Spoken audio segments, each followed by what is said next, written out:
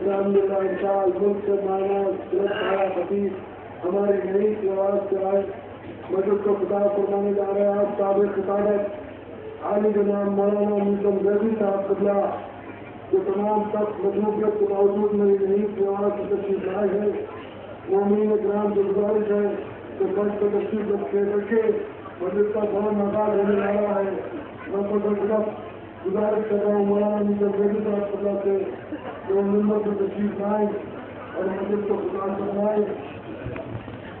تمام مومنین اکرام کے انتہا کو شکر گزار ہے تو ہماری نئی کی آواز پر یہاں تشریف آباد میں جمع ہوئے. ان مومنین کو دے نہیں رہے کل ایمرجنسی میں دوسرے کئی والے کو دیکھا دے کے خیمے لگائے گئے ہیں. وہ خیمے حاصل کر سکتے ہیں. جو مومنین مسجد اکرم کی ترقی چاہتے ہیں وہ ہمارے کیمپ حاصل کرنے میں سب میں اگر کام ہو گیا تو محفل مقاصدہ ہوگی شب حق امیر المومنین اور صدیق صاحب زندہ ضرورت سے ورنہ مکالمہ منعقد ہوگا کیونکہ کل ہمارے امام کی شہادت ہے جس کو اخلاقاً پڑھنے تاخیر اور دونوں کے بعد سے آج منائی جا رہی ہے شہادت. تمام مومنین اکرام سے گزارش ہے کہ اس درس میں مطالعے میں ضرور تشریف لائے. سب میں سربراہ معاملہ کا رکا تو سارا اللہ تعالیٰ مرضانی موقع پر نکالا جائے گا. ایک مرد مومن کے نصیب میں کربلا کی زیارت آئے گی. یہاں تمام مومن اکرام کی گزارش ہے کہ سب کی آخری مدد کے بعد سب لوگ شرکت کریں. میں گزارش کر رہا ہوں اس کی گزارش ہوں آپ لوگوں سے پوچھا ہے کہ مولانا نے کمپنی کا آپ اپنے دعا فرمائے تو اپنی مصروفیت کے باوجود ہمارے درمیان مدد کو خطاب فرمانے کے لیے تشریف لائے. اس مجلس کے فوراً بعد خطیب انقلاب عالی جناب مولانا عباس صاحب نقوی کا مجلس کو خطاب فرمائیں گے.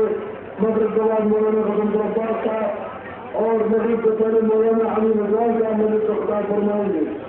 جو مومنین جو زبردست تقسیم کر رہے ہیں ایسے گزارش کو دوبارہ تقسیم کر جائے.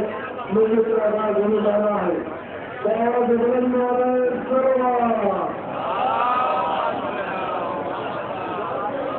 حضرات ایک مرتبہ سورہ حمد اور 3 مرتبہ سورہ اخلاص کی تلاوت فرما کر ابن عباس ولد عباس حسین، فاطمہ زہرا ولد آفتاب حسین، نبی عباس ولد عباس حسین، عاشق حسین ولد حیدر حسین، رفیق فاطمہ ولد جعفر حسین، سید غلام حسین کربلائی ذاکرہ بیگم مرحومہ اور سید حیدر حسین کربلائی، سید الفقار حسین سراج فاطمہ بنت سید غلام حسین، سردار حسین ابن مختار علی وحید النساء بنت اقبال فاطمہ بنت نبی حیدر اور راز النشاء بنت عابد حسین، اسرار حسین ولد اثر حسین، اصغر حسین ولد اکبر علی، عابد حسین ولد اسرار حسین اور عبدال اور بیٹی الظہیر ابن فضل حسین، ممتاز بانو بنت تصدق حسین، معراج فاطمہ بنت عباس علی، ریاست حسین ابن اکبر علی اور غلام حسین ولد آغا مرزا اور خطیب الایمان مولانا سید مظفر حسین صاحب قائد ولی اور سرکار ناصر ملت اور نصیر ملت اور سید ملت عائد و مقامہ کی ارواح مقدسہ کے ساتھ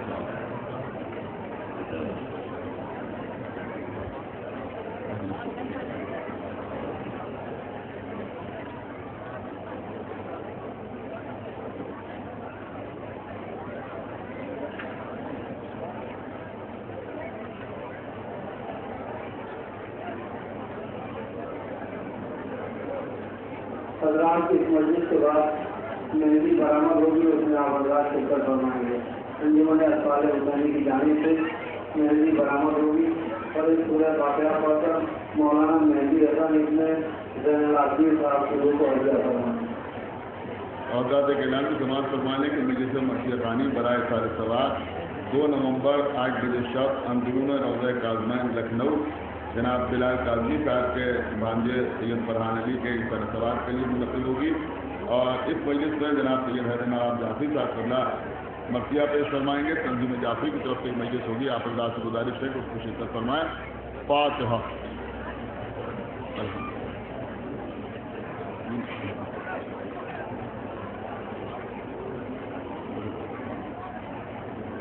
اللہ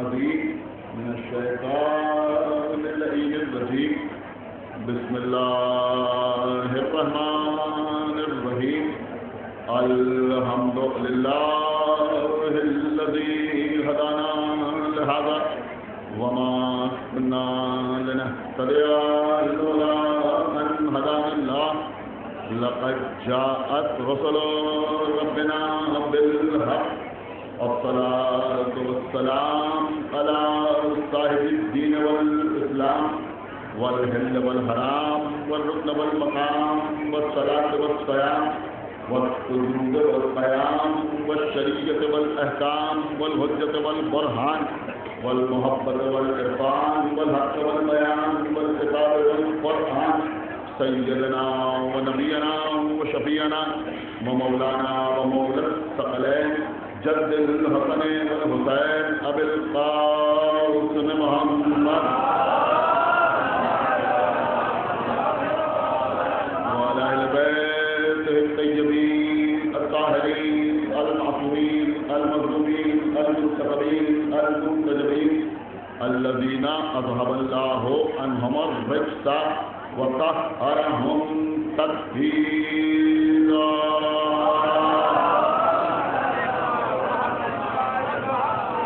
ولعنة الله على أعدائهم وقتلتهم وغاسلي حقوقهم ومنكري فضائلهم ومصائبهم وشجاعتهم وسخاوتهم وطهارتهم وولايتهم وعظمتهم وعطشهم أجمعين من الآن إلى يوم الدين.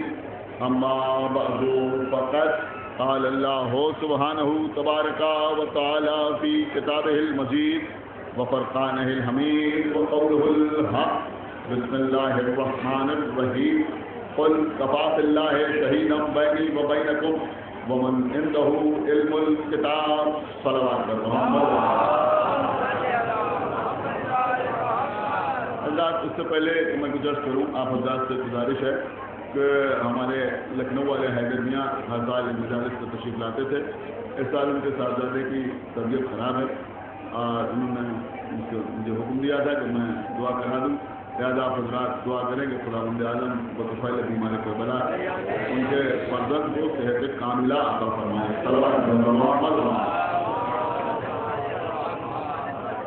حضرات اس وقت میں نے آپ کے سامنے سورہ رات کی آخری آیہ مبارکہ کو سرنامہ سفن قرار دیا ہے جس پر خالق کائنات اپنے حبیب حضرت احمد مجتبیٰ محمد مصطفیٰ صلی اللہ علیہ وسلم مخاطب کرتے ہوئے یہ حکم دے رہا ہے کہ ہمارے رسول اگر یہ کافر تمہاری رسالت میں شک کرتے ہیں تو ان سے کہہ دو کہ میرے اور تمہارے درمیان گواہی کے لیے اللہ کافی ہے اور وہ کافی ہے کہ جس کے پاس علم کتاب. دیکھیے ابھی تو سب کی مجلس میں انشاءاللہ علم کتاب پر گفتگو ہوگی، لیکن اس سے پہلے میں ایک بات آپ کے سامنے یہ عرض کرنا چاہوں گا کہ اللہ اپنے حبیب سے کہہ رہا ہے کہ اگر یہ کافر تمہاری رسالت میں شک کرتے ہیں، اس کا مطلب یہ ہوا کہ صرف انکار رسالت کا نام کفر نہیں ہے بلکہ رسالت میں شک کرنے کا نام بھی کفر ہے. اطلاع پڑھنا محمد آپ نے شاید غور نہیں فرمایا، میں کیا عرض کر گیا. یعنی جو رسالت کا انکار کرے صرف وہی کافر نہیں ہے، جو رسالت میں شک کرے وہ بھی کافر ہے. تو اب ظاہر سی بات ہے کہ جو رسالت میں ایک بار شک کرے وہ اللہ کی نظر میں کافر ہوتا ہے. تو جس کو رسالت میں بار بار شک ہو اور فرمان صلوات محمد. تو بہرحال اللہ اپنے حبیب سے کہہ رہا ہے کہ ان سے کہہ دو کہ میرے اور تمہارے درمیان گواہی کے لیے اللہ کافی ہے اور وہ کافی ہے کہ جس کے پاس علم کتاب ہے. یعنی پیغمبر کو اپنی رسالت کے لیے، اپنی نبوت کے لیے، اپنے عہدے کے لیے، اپنے منصب کے لیے، اپنی قسمت کے لیے یا تو اللہ کی گواہی درکار ہے اور یا عالم کتاب کی گواہی درکار ہے. دیکھیے اس مجمع کے سامنے مجھے یہ ثابت کرنے کی ضرورت نہیں کہ عالم کتاب سے مراد کون. ظاہر سی بات ہے کہ آپ حضرات اچھی طرح جانتے ہیں کہ عالم کتاب سے مراد غالب کل غالب سرکار علی ابن ابی طالب علیہ السلام. بہت توجہ کے ساتھ آپ تمام فرمائیں. میرا موضوع الگ ہے لہٰذا میں اس کو ثابت کرنے کے لیے ممبر پر نہیں بیٹھا ہوں. آپ جانتے بھی ہیں اور مانتے بھی ہیں کہ عالم کتاب سے مراد مولا کائنات ہے. تو اللہ اپنے حبیب سے کہہ رہا ہے کہ ان سے کہہ دو کہ میرے اور تمہارے درمیان گواہی کے لیے اللہ کافی ہے اور وہ کافی ہے کہ جس کے پاس علم کتاب ہے. اللہ نے مولا علی کو عالم کتاب قرار دی. لیکن عزیزوں بہت توجہ کے ساتھ آپ سنیے گا. ایک شخص وہ ہوتا ہے کہ جس کے سر پہ امامہ ہے, ایک شخص وہ ہوتا ہے کہ جس کے دوش پر ردا ہے, اس کو ہم اور آپ عالم کہتے ہیں. لیکن یہ بات آپ اپنے ذہن میں ہمیشہ رکھیں کہ جسے ہم عالم کہتے ہیں وہ بھی عالم ہوتا ہے. ایسا نہیں ہے کہ ہم غلط اسے عالم کہتے ہیں, بے شک وہ لائق ہوتا ہے کہ اسے عالم کہا جائے. لیکن بہرحال یہ بات ذہن میں رہنا چاہیے کہ جسے ہم عالم کہتے ہیں اس کا علم اور ہوتا ہے, اور جسے اللہ عالم کہتا ہے اس کا علم اور ہوتا ہے. ایک صلوات پڑھے محمد علیہ. دیکھیے دھیرے دھیرے آپ سنتے رہیں, میں بات کو آگے بڑھاتا جاؤں کہ جسے ہم عالم کہتے ہیں اس کے علم کا معیار کچھ اور ہوتا ہے, اور جسے اللہ عالم کہتا ہے اس کے علم کا معیار کچھ اور ہوتا ہے. دیکھیں یہاں پر پڑھے لکھے حضرات بیٹھے ہوئے ہیں ماشاءاللہ. میرے چھوٹے بھائی طلبا یہاں پر تشریف فرمائیں, ہمارے محترم خورشید صاحب تشریف فرمائیں, ہمارے میر صاحب تشریف فرمائیں, دیگر حضرات بیٹھے ہوئے ہیں. میں جملہ آپ کے سامنے عرض کر رہا ہوں. حقیقت یہ ہے کہ اشتراک لفظی سے اشتراک معنی لازم نہیں آتا.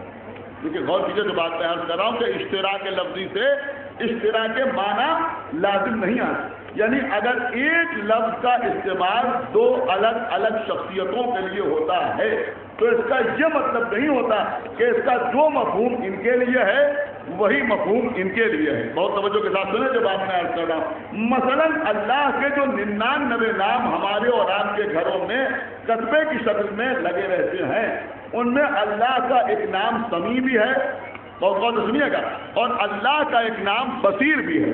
سمیع کے معنی کیا ہے؟ کہ سمیع کے معنی ہے سننے والا. بصیر کے معنی کیا ہے؟ کہ بصیر کے معنی ہے دیکھنے والا. یعنی اللہ سننے والا بھی ہے اور اللہ دیکھنے والا بھی ہے. اللہ کا ایک نام سمیع بھی ہے, غلط تو نہیں ہے چلا, اور اللہ کا ایک نام بصیر بھی ہے. میں ابھی معصومین کی بات نہیں کر رہا ہوں. آپ اور کہہ رہے ہیں میں چارج کر رہا ہوں, میں معصومین کی بات نہیں کر رہا ہوں, میں آئمہ کی بات نہیں کر رہا ہوں, میں نوری مخلوق کی بات نہیں کر رہا ہوں, بلکہ میں آپ کے سامنے عرض کر رہا ہوں کہ اللہ سمیع بھی ہے اور اللہ بصیر بھی ہے. لیکن سورہ طہر میں خداوند عالم ہمارے جیسے ذاتی انسانوں کی ولادت کی جو کیفیت بیان کر رہا ہے, خدا کے لیے بیدار ہوئیے. تو اللہ کیا بیان کر رہا ہے کہ انا خلقنا الانسان من نطفۃ امشاج نبتلیہ فجعلناہ سمیعا بصیرا. اللہ کہہ رہا ہے کہ ہم نے انسان کو ملے جلے یعنی مخلوط نطفے سے پیدا کیا, اور جسے ہم نے ملے جلے نطفے سے پیدا کیا اسے ہم نے سمیع بنایا, اسے ہم نے بصیر بنایا. یعنی ہم نے اسے سننے والا بنایا, ہم نے اسے دیکھنے والا بنایا. کچھ آپ نے غور کیا کہ اب اللہ بھی سمیع ہے اور ہم بھی سمیع ہیں. خدا کے لیے بیدار ہوئیے. اللہ بھی بصیر ہے اور ہم بھی بصیر ہے. تو کیا ہم اور اللہ ایک جیسے ہو گئے؟ کیا ہم اللہ ہو گئے یا اللہ ہمارا جیسا ہو گیا؟ کیا سنایا کہ یہ مسئلہ نہیں ہے. تو اس کا مطلب یہ ہوا کہ اشتراک لفظی سے اشتراک معنی لازم نہیں آتے. سمیع اسے بھی کہا جاتا ہے, سمیع ہمیں بھی کہا جاتا ہے, بصیر وہ بھی ہے, بصیر ہم بھی ہیں. لیکن ہم میں اور اس میں فرق کیا ہے؟ دیکھیں پڑھے لکھے لوگ بیٹھے ہیں, آپ نہ سمجھیں گے تو کون سمجھے گا کہ ہم میں اور اس میں فرق کیا ہے؟ کہ بھائی ہم میں اور اس میں فرق یہ ہے کہ ہم بھی سمیع ہیں اور وہ بھی سمیع ہے, ہم بھی بصیر ہیں اور وہ بھی بصیر ہے, ہم بھی دیکھنے والے وہ بھی دیکھنے والا, ہم بھی سننے والے وہ بھی سننے والا. لیکن فرق یہ ہے کہ ہماری سماعت کا تعلق ہمارے کانوں سے ہے. کیا سن رہے ہیں؟ خدا کے لیے بیدار ہوئیے. ہماری سماعت کا تعلق ہمارے کانوں سے ہے, ہماری بصارت کا تعلق ہماری آنکھوں سے ہے. ہم کانوں سے سنتے ہیں, آنکھوں سے دیکھتے ہیں. کانوں سے سنتے ہیں تو دیکھتے نہیں, آنکھوں سے دیکھتے ہیں تو سنتے نہیں. اس کا مطلب یہ ہوا کہ ہماری سماعت ہماری بصارت سے الگ ہے, ہماری بصارت ہماری سماعت سے الگ ہے. اب توجہ فرما رہے ہیں, ہماری بصارت ہماری سماعت سے الگ ہے, ہماری سماعت ہماری بصارت سے الگ ہے. لیکن اللہ جو سمیع و بصیر ہے تو وہاں یہ مسئلہ نہیں ہے, اس کی سماعت ہی میں اس کی بصارت ہے. آپ خدا کے لیے بیدار ہوگے اور اس کی بصارت میں ہماری سماعت ہے. میرے کہنے کا مطلب یہ ہے کہ ہمارا معاملہ یہ ہے کہ یہ ہو سکتا ہے کہ ہم نے دیکھا مگر سنا نہیں, یا ہم نے سنا مگر دیکھا نہیں, لیکن اللہ کی سماعت اس کی بصارت سے الگ نہیں, اس کی بصارت اس کی سماعت سے الگ نہیں, اس کا علم اس کی قدرت سے الگ نہیں, اس کی قدرت اس کے علم سے الگ نہیں. کیا سننا ہے آپ؟ اس کا مطلب یہ ہوا کہ اللہ کے جو جدا جدا اوصاف بیان کیے جاتے ہیں وہ الگ الگ بھی ہیں اور ایک بھی نظر آتے ہیں, اس لیے کہ اس کا علم ہی اس کی قدرت ہے, اس کی قدرت ہی اس کا علم ہے, اس کی سماعت ہی اس کی بصارت ہے, اس کی بصارت ہی اس کی سماعت ہے, اس کا سمیع ہونا ہی اس کا متکلم ہونا ہے, اس کا متکلم ہونا اس کا سمیع ہونا ہے. اب دیکھتا ہوں یہ بندہ کیسے خاموش رہتا ہے. دیکھیے عزیزوں, کچھ چیزیں ہوتی ہیں ذاکری کی مجبوریاں, لہذا ذاکر پڑھتے ہیں کہ رسول اللہ نے فرمایا یا علی آپ کی آنکھیں عین اللہ, آپ کا چہرہ وجہ اللہ, آپ کی زبان لسان اللہ, آپ کے ہاتھ ید اللہ. لیکن عزیزوں کسی کتاب میں آپ کو نہیں ملے گا کہ رسول اللہ نے فرمایا ہو کہ یا علی آپ کی آنکھیں عین اللہ, آپ کا چہرہ وجہ اللہ, آپ کے ہاتھ ید اللہ, آپ کا نفس نفس اللہ. بلکہ پیغمبر نے کیا فرمایا؟ میرے خیال میں آپ نے غور نہیں کیا, میں کیا عرض کر گیا. رسول اللہ نے کیا فرمایا؟ یہ نہیں فرمایا یا علی آپ کی آنکھیں عین اللہ ہے, آپ کا چہرہ وجہ اللہ ہے, آپ کے ہاتھ ید اللہ ہے, بلکہ نبی نے فرمایا یا علی انت عین اللہ, یا علی آپ عین اللہ ہے. صلوات پڑھے محمد کیا فرمایا کہ یا علی آپ عین اللہ ہیں, یا علی آپ وجہ اللہ ہیں, یا علی آپ لسان اللہ ہیں, یا علی آپ ید اللہ ہیں. یعنی علی کی آنکھیں عین اللہ نہیں ہیں بلکہ علی کا پورا وجود عین اللہ ہے. صلوات محمد نہیں غور کر رہے ہیں آپ. کیا چلو علی کا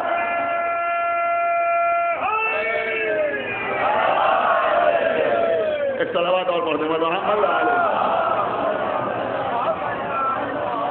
یعنی مولا علی کا پورا وجود عین اللہ ہے, مولا علی کا پورا وجود لسان اللہ ہے, مولا علی کا پورا وجود اذن اللہ ہے, علی کا پورا وجود وجہ اللہ ہے. آپ غور فرمائیں, پورا وجود وجہ اللہ ہے. اس لیے کہ اگر ہم کیسے سمجھیں کہ علی کی آنکھیں عین اللہ, علی کا چہرہ وجہ اللہ, علی کی زبان لسان اللہ, تو مسئلہ کچھ اور ہو جائے. اسی لیے رسول فرمانے یا علی انت عین اللہ, یا علی انت وجہ اللہ, یا علی انت لسان اللہ, یا علی انت ید اللہ, یا علی انت جنب اللہ, یا علی انت نفس اللہ.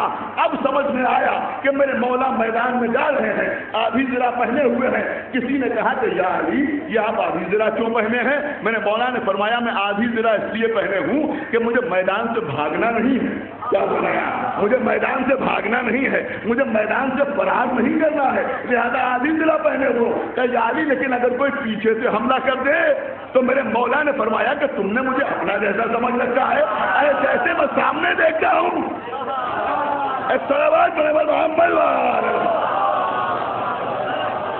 کیا دنوں شاید بات کچھ ادب ہو رہی ہے جو نوجوانوں کی سمجھ میں نہیں آ رہی ہے, لیکن میں بہت بڑی اہم عرض کر رہا ہوں. میرے مولا فرمانے جیسے میں سامنے دیکھتا ہوں ویسے ہی میں پسے پشت بھی دیکھتا ہوں. اب آپ کو مکمل اختیار دیا, چاہے خاموش رہ کے سنیں چاہے بول کے سنیں, کہ بھائی اللہ کی شان یہ ہے کہ وہ آنکھیں نہیں رکھتا مگر دیکھتا ہے. مگر میرا مولا وہ ہے کہ جو آنکھیں تو رکھتا ہے مگر دیکھنے کے لیے آنکھوں کا محتاج نہیں ہے.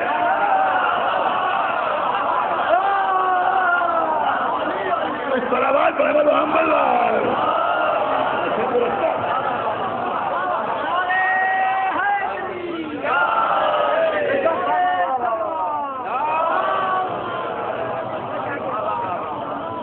آنکھیں تو رکھتا ہے مگر دیکھنے کے لیے آنکھوں کا محتاج نہیں ہے. علی زبان تو رکھتے ہیں مگر بولنے کے لیے زبان کے محتاج نہیں ہیں. کچھ کمقلے اعتراض کرنے لگے کہ مولا علی نے ایک رکعت سے دوسری رکعت کے درمیان قرآن کیسے تمام کر لیا. دیکھیے بہت توجہ کے ساتھ سنیے گا, بہت توجہ کے ساتھ سنیے گا. کچھ احمق ایسے پیدا ہو گئے ہیں کہ جن کی سب کچھ سمجھ میں آ جاتا ہے. دیکھیے غور کیجیے گا, میں کیا سمجھ, جن کی سب کچھ سمجھ میں آ جاتا ہے. اگر ہم سے محبت ہے تو ہماری فضیلت سمجھ میں آ جاتی ہے, खुर्शीद साहब से मोहब्बत है तो इनकी बात समझ में आ जाती है, किसी आलिम से मोहब्बत है तो उसकी फजीलत समझ में आ जाती है, किसी मर्जा के मुक़ल्लिद है तो उसकी फजीलत समझ में आ जाती है। अगर नहीं समझ में आते तो फ़ज़ाइल आले मोहम्मद समझ में नहीं आते। क्या सुना है? फ़ज़ाइल आले मोहम्मद समझ में नहीं आते। और जब नहीं आते कोई चीज़ बयान की जाए तो कहा साहब हमारी समझ में नहीं आता। हमारी समझ में ना आना अक्लमंदी की दलील नहीं है, हिमाकत की दलील है। समझ रहे हैं आप? हिमाकत की दलील है। तो कहा साहब मौला अली ने एक रकात से दूसरी रकात के दरमियान कुरान कैसे तमाम कर लिया, हमारी समझ में नहीं आता। क्यों समझ में नहीं आता? इसलिए समझ में नहीं आता ना कि तुमने अपना कयास मौला अली पर कर लिया, तुमने ये समझा कि वो तुम्हारे जैसे हैं, इसलिए तुम्हारी समझ में नहीं आया ना कि उन्होंने एक रकात से दूसरी रकात के दरमियान कुरान कैसे तमाम कर लिया। अच्छा मैं आसान कर दूँ ताकि बच्चे की समझ में आ जाए। अगर अभी हमसे कहा जाए कि आप कुरान तमाम कीजिए और हम सारी ज़रूरियात छोड़ के, हालांकि ऐसा मुमकिन नहीं है लेकिन मान लीजिए कुरान पढ़ने बैठ जाएं, कम से कम एक पारा पढ़ने में आधा घंटा तो लगेगा ना, 30 मिनट लगेंगे ना। तो 30 पारे पढ़ने में कितना वक्त लगेगा? कि भाई कम से कम 15 घंटे, कम से कम 15 घंटे। यानी इस वक्त से अगर शुरू करें तो मेरे ख्याल में फजर की नमाज तक हम कुरान तमाम कर सकते हैं अगर मुसलसल पढ़ते रहें बगैर रुके हुए। गलत तो नहीं है इस तरह। तो कम से कम 15 घंटे चाहिए हमको कुरान पढ़ने के लिए। इसलिए कि एक आदमी अगर तेज भी पढ़े तो आधे घंटे में एक पारा तमाम करता है, तो 30 पारे पढ़ने में सीधा सीधा कैलकुलेशन है 15 घंटे सर्फ हो जाएंगे। लेकिन अगर 30 आदमियों को बुला लिया जाए, लेकिन बहुत की जगह जो मैं अर्ज कर रहा हूं, और सबके हाथ में एक एक पारा दे दिया जाए कि भाई आप पढ़ना शुरू कर दीजिए, आप गौर नहीं कर रहे, किसी को पहला, किसी को दूसरा, किसी को तीसरा, किसी को चौथा, किसी को पांचवा, किसी को छठा, किसी को सातवां, सबको एक एक पारा पकड़ा दिया, क्या बिस्मिल्लाह, सबने कुरान पढ़ना शुरू किया। अब कुरान कितनी देर में खत्म होगा? एक सलावत पढ़े वाला मोहम्मद गलत तो नहीं अर्ज किया भाई, आप शायद गौर नहीं कर रहे हैं। कुरान किसी देर में तमाम हो जाएगा? क्या भाई ज्यादा से ज्यादा आधा घंटा लगेगा, कुरान तमाम हो जाएगा। अच्छा हमारे पास ज्यादा मसाइल थे, हमने 60 आदमियों को बुला लिया, आप गौर कर रहे हैं, और 2 आदमियों के दरमियान एक पारा तस्लीम कर दिया। एक से कहा कि आप आगाज से निस्फ तक पढ़ें, दूसरे से कहा निस्फ से आखिर तक पढ़ें। अब एक पारे पर 2 आदमी हैं, अब कितनी देर में कुरान तमाम होगा? कि भाई 15 मिनट में कुरान तमाम हो जाएगा। आप गौर कर रहे हैं, 120 आदमी बुला लिए, लेकिन 7-8 मिनट में कुरान तमाम हो जाएगा। इसका मतलब ये हुआ कि जितनी जबानें बढ़ती जाएंगी, क्या सुनाया भाई बता करिए, बेदार हो, मैं क्या अर्ज कर रहा हूँ, जितनी जबानें बढ़ती जाएंगी उतना उतना खत्म कुरान के, आप और हमारे खत्म कुरान के लिए वक्त में कमी होती जाएगी। अकेले पढ़ा तो 15 घंटे में खत्म हुआ, 30 आदमियों ने पढ़ा तो आधे घंटे में तमाम हुआ, 60 आदमियों ने पढ़ा तो 15 मिनट में तमाम हुआ, 120 आदमियों ने पढ़ा तो 7-8 मिनट में तमाम हुआ। अली के पूरे वजूद को नबी ने फरमाया कि या अली अंता लिसानुल्लाह। देखिए हर एक की समझ में ये मामला आ भी नहीं सकता। नबी ने फरमाया या अली अंता लिसानुल्लाह। ये नहीं कहा कि या अली आपकी जबान लिसानुल्लाह है, बल्कि कहा या अली अंता लिसानुल्लाह, या अली आप अल्लाह की जबान है, यानी अली का मुकम्मल वजूद लिसानुल्लाह है। अब मसला ये है कि अगर अली चाहे तो सिर्फ जबान नहीं, अली का रोया रोया तिलावत कर सकता है। सलावत पर मोहम्मद सलावत कर, सलावत कर।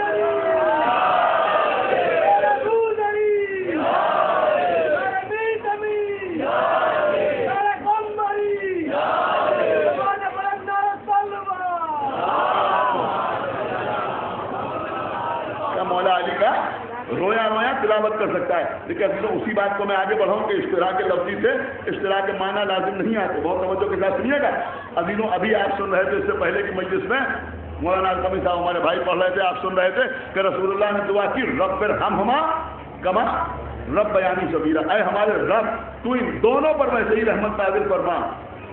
है मैं ये तर्जुमा कर रहा हूँ, किसी में हिम्मत हो तो मुझसे कहे कि ये गलत तर्जुमा तुमने किया, बहुत तवज्जो आप बता की चाहता हूँ कि तर्जुमा क्या यूं नहीं किया जा सकता कि है हमारे रब तू इन दोनों पर वैसे ही रहमत नाजिल फरमा जैसे बचपने में ये हमारे रब रहे। کیا سنا ہے آپ؟ رب ارحمہما نہیں غور کیا آپ نے، کما سب بیانی صغیرہ، اے ہمارے رب تو ان دونوں پر یعنی ہمارے والدین پر ویسے ہی رحمت نازل فرما جیسے بچپنے میں جو ہمارے رب رہے۔ اب آپ مجھے بتائیں کہ اللہ نے اپنے کو بھی رب کہا اور ہمارے ماں باپ کو بھی رب کہا، اپنے کو بھی رب کہا اور ہمارے ماں باپ کو بھی اللہ نے رب کہا، تو اس کے رب ہونے میں اور ہمارے ماں باپ کے رب ہونے میں فرق کیا ہے؟ کا فرق تو بہت سے ہے، لیکن ایک فرق سن لیجیے کہ اس کی ربوبیت ایسی ہے جس میں کوئی شریک نہیں ہے، اس کی ربوبیت میں کوئی شریک نہیں ہے، لیکن یہاں معاملہ کیا ہے کہ ماں کی ربوبیت میں باپ کو شریک کیا گیا، باپ کی ربوبیت میں ماں کو شریک کیا گیا، کیا سن رہے ہیں؟ ماں کی ربوبیت میں باپ کو شریک کیا گیا، باپ کی ربوبیت میں ماں کو شریک کیا گیا۔ اس کا مطلب یہ ہوا کہ ماں باپ ایک دوسرے کے ساتھ ربوبیت میں شریک ہیں، لیکن اللہ کی ربوبیت لامحدود ہے۔ بس دنیا عزیزو، میرے مولا نے ارشاد فرمایا، القطع سے پڑھا ہوا ہے، مصنف سے لکھا کہ میرے مولا نے فرمایا کہ آسمانوں پر میرا نام احد ہے۔ کیا سنا ہے بھائی؟ خدا کے لیے بیدار ہوئیے۔ میرے مولا نے ارشاد فرمایا کہ آسمانوں پر میرا نام احد ہے۔ رسول اللہ نے فرمایا کہ مثل علی فی الناس کا مثل قل ہو واللہ احد فی القرآن، علی کی مثال انسانوں میں ایسی ہے جیسے قرآن میں قل ہو واللہ احد ہے۔ کیا سنا ہے آپ؟ جیسے قرآن میں قل ہو واللہ احد ہے۔ میں کہوں گا یا رسول اللہ، قرآن میں 114 سورے ہیں، آپ نے یہ کیوں نہیں فرمایا کہ علی کی مثال انسانوں میں ایسی ہے جیسے قرآن میں سورہ ہم، علی کی مثال انسانوں میں ایسی ہے جیسے قرآن میں سورہ بقرہ، علی کی مثال انسانوں میں ایسی ہے جیسے قرآن میں سورہ آل عمران، علی کی مثال انسانوں میں ایسی ہے جیسے قرآن میں سورہ انفال، جیسے قرآن میں سورہ اعراف، جیسے قرآن میں سورہ مزمل، جیسے قرآن میں سورہ مدثر، جیسے قرآن میں سورہ رحمان، جیسے قرآن میں سورہ یاسین۔ یہ فرما دیتے، یہ کیوں فرمایا علی کی مثال ایسی ہے جیسے قرآن میں سورہ قل ہو واللہ احد ہے؟ سورہ توحید سے علی کی مثال کیوں دی؟ اب آپ کو مکمل اختیار، چاہے خاموش رہ کے سنیں اور چاہے بول کے سنیں، ہو سکتا ہے رسول اللہ جواب دیں کہ علی کی مثال قل ہو واللہ احد سے اس لیے دی کہ قرآن کے 114 سوروں میں صرف سورہ توحید ہے جس میں اللہ کا تذکرہ ہے، مخلوق کا تذکرہ نہیں ہے۔ ایک صلوات پڑھے محمد بھائی، ایک بابا نے بولا صلوات پڑھے محمد، جس میں اللہ کا تذکرہ ہے مگر اس میں مخلوق کا کوئی تذکرہ نہیں ہے۔ اس لیے علی کی مثال رسول اللہ نے سورہ توحید سے دی۔ میں نے مولا فرمانا کہ آسمانوں میں میرا نام احد ہے، دیکھیں مولا فرمانا کہ آسمانوں میں میرا نام احد ہے، اس کا مطلب یہ ہوا کہ اللہ بھی احد اور مولا علی بھی احد۔ غور کیا آپ نے؟ اللہ بھی احد اور مولا علی بھی احد، وہ بھی احد اور یہ بھی احد۔ تو یہ اشتراک لفظی ہے یا نہیں ہے؟ اللہ کا نام بھی احد اور مولا علی کا نام بھی احد۔ تو فرق کیا ہے اللہ کے احد ہونے میں اور مولا علی کے احد ہونے میں؟ دیکھیں پڑھے لکھے لوگوں کے درمیان پڑھ رہا ہوں اور یہ سوچ کے پڑھ رہا ہوں کہ پڑھے لکھے حضرات بیٹھے ہوئے ہیں کہ بھائی اللہ بھی احد اور مولا علی بھی احد، تو جب وہ بھی احد اور یہ بھی احد تو کیا علی اللہ ہو گئے یا اللہ علی ہو گیا؟ آپ غور فرما رہے ہیں کہ نہیں، ایسا نہیں ہے۔ پھر کیا کہ ابھی میں نے آپ کے سامنے مثال پیش کی تھی کہ اللہ بھی رب اور ہمارے والدین بھی رب، لیکن فرق کیا ہے کہ اس کی ربوبیت سے کوئی شریک نہیں ہے اور ماں باپ ایک دوسرے کے شریک ہیں ربوبیت کے معاملے میں۔ ماں باپ کے ساتھ شریک ہے، باپ ماں کے ساتھ شریک ہے۔ اب احد کے مسئلے کو بھی سمجھ لیجئے، سورہ توحید پڑھیے، آخری آیت کیا ہے؟ آخری آیت میں آپ کیا پڑھتے ہیں کہ قل هو واللہ احد اللہ الصمد لم یلد ولم یولد ولم یکن له کفوا احد۔ اس کا مطلب یہ ہوا کہ سورہ توحید کا اختتام اس پر ہوتا ہے کہ وہ ایسا احد ہے جس کا کوئی کفو نہیں ہے۔ ہائے ہائے ہائے، کیا سن رہے ہیں آپ؟ کیا عرض کر رہا ہوں کہ وہ ایسا احد ہے کہ جس کا کوئی کفو نہیں ہے۔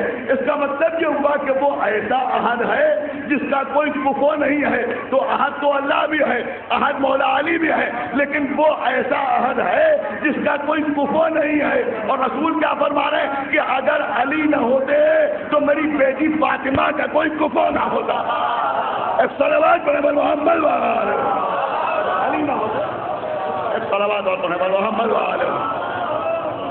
کہ اگر علی نہ ہوتے تو میری بیٹی فاطمہ کا کوئی کفو نہ ہوتا. اس کا مطلب یہ ہوا کہ احد وہ بھی ہے احد یہ بھی ہیں، لیکن ان کی کفو ہیں بی بی فاطمہ زہرا. لیکن اب یہ بھی ماننا پڑے گا کہ جب مولا علی احد ہے تو پھر بی بی فاطمہ زہرا بھی احد ہیں. آپ غور فرمانا، بی بی فاطمہ زہرا بھی احد ہے. شاید آپ غور نہیں کرنا، بی بی فاطمہ زہرا بھی احد ہیں. اب جو لوگ کہتے ہیں صاحب رسول اللہ کی چار بیٹیاں تھیں، ایک بیٹی کا نام زینب، ایک بیٹی کا نام کلثوم، ایک بیٹی کا نام رقیہ، چوتھی بیٹی تھی بی بی فاطمہ زہرا. کیا کر رہے ہیں؟ چوتھی بیٹی تھی بی بی فاطمہ زہرا. رسول کی چار بیٹیاں تھیں. قسم خدا کی ہماری جان قربان، خدا ہم درجات عالی کرے. مبلغ اعظم مولانا اسماعیل دیوبندی صاحب کے بڑا خوبصورت سا نقطہ انہوں نے سلسلے میں ارشاد فرمایا. وہ فرماتے ہیں کہ تم کہتے ہو کہ رسول کی 4 بیٹیاں تھیں، ایک بیٹی کا نام زینب، ایک بیٹی کا نام کلثوم، ایک بیٹی کا نام رقیہ، چوتھی بیٹی تھی بی بی فاطمہ زہرا. وہ فرماتے تھے کہ چلو تمہارے کہنے سے کچھ دیر کے لیے مان لیا کہ رسول کی 4 بیٹیاں تھیں. زینب بھی رسول کی بیٹی، کلثوم بھی رسول کی بیٹی، رقیہ بھی رسول کی بیٹی، اور چوتھی بیٹی تھی بی بی فاطمہ زہرا. لیکن ہمیں خدا کے لیے اتنا بتاؤ کہ تھی تو رسول کی 4 بیٹیاں، مگر آیہ تطہیر میں کئے بیٹیاں؟ کیا سنا آپ نے بھائی؟ آیہ تطہیر میں کئے بیٹیاں؟ کبھی آیہ تطہیر میں ایک بیٹی. میدان مباہلہ میں کئے بیٹیاں؟ کیا میدان مباہلہ میں ایک بیٹی. جس کے گھر کا دروازہ مسجد میں کھلا رہا وہ کئے بیٹیاں؟ کب وہ ایک بیٹی. کیا سن رہے ہیں؟ جس کے دروازے پر ملک مسکین و یتیم و اسیر بن کے آئے وہ کئے بیٹیاں؟ کب وہ ایک بیٹی. جس کا نکاح عرش پر ہوا وہ کتنی بیٹیاں؟ کب وہ ایک بیٹی. کیا سن رہے ہیں؟ وہ ایک بیٹی. جس کی شادی کے لیے آسمان سے ستارہ اترا وہ کتنی بیٹیاں؟ کا ایک بیٹی. جس کے شوہر کے لیے آسمان سے تلوار اتری وہ کئے بیٹیاں؟ کا وہ ایک بیٹی. جس کے بچوں کے لیے رسول شبیہ مرکب بنے وہ کتنی بیٹیاں؟ کا ایک بیٹی. جس کے گھر کا دروازہ مسجد میں کھلا رہا وہ ایک. جو چادر تطہیر میں آئی وہ ایک. جو میدان مباہلہ میں آئی وہ ایک. آپ غور کر رہے ہیں؟ جس کے شوہر کے لیے خانہ کعبہ کی دیوار میں در بنا وہ ایک. جس کی شادی کے لیے آسمان سے ستارہ اترا وہ ایک. جس کے لیے حلقہ آیا وہ ایک. جس کے لیے سورہ کوثر آیا وہ ایک. جس کے لیے روز محشر اہل محشر کی آنکھیں بند کرائی جائیں وہ ایک. تو بھائی اب تو تمہاری سمجھ میں آ جائے کہ تھی تو رسول کی 4 بیٹیاں، مگر تطہیر میں ایک، مباہلہ میں ایک، سخاوت میں ایک، طہارت میں ایک، شجاعت میں ایک، عظمت میں ایک، شرافت میں ایک، عزت میں ایک، شفاعت میں ایک، نجات دینے میں ایک، روز محشر اہل محشر کی آنکھیں بند کرانے میں ایک، در پر فرشتے کو بلانے میں ایک، فرشتوں کو خدمتگار بنانے میں ایک، وحی الہی کا مرکز بننے میں ایک. اب تو سمجھ میں آ جائے کہ جب محمد کی اپنی بیٹیاں عظمت میں فاطمہ کا مقابلہ نہیں کر سکتی تو کسی اور کی بیٹی صلوات پر محمد والو. ایک بلند آواز میں صلوات پر محمد والو. ایک صلوات اور محمد والو. جب وہ بیٹیاں فاطمہ کا مقابلہ نہیں کر سکتی تو کسی اور کی بیٹی، کسی اہل کی بیٹی عظمت میں بی بی فاطمہ زہرا کا مقابلہ کیا کرے گی؟ جو نہ معلوم کس کو بی بی فاطمہ زہرا کے مقابلے پر لایا جاتا ہے. غور فرمانے کس کو بی بی فاطمہ زہرا کے مقابلے پر لایا جاتا ہے. ایسی بیویوں کو لایا جاتا ہے. غور کر رہے ہیں؟ مقابلے پر کس کے؟ کا بی بی فاطمہ زہرا کے مقابلے پر نہ معلوم کس بیوی کو لایا جاتا ہے.